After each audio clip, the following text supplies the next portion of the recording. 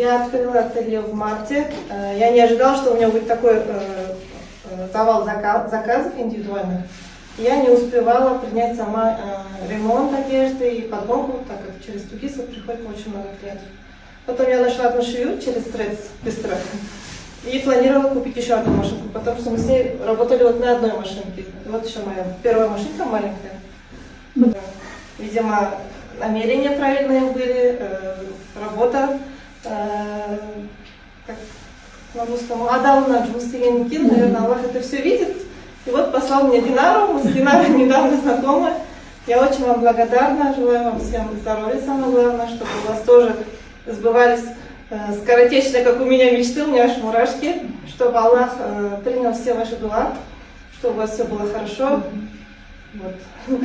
Спасибо вам большое, я очень вам благодарна, я всю жизнь буду вам благодарна и вас всех вспоминать. Спасибо. Работая на этой машинке, она, я думаю, прослужит мне очень долго, на всю жизнь, потому что они очень качественные. Это хорошая машинка. Да, очень хорошая машинка, я очень благодарна, у меня вот мурашки. Ну, здесь немного вещей осталось, я просто на продажу еще шью. Вот такие вот кардиганы я шила.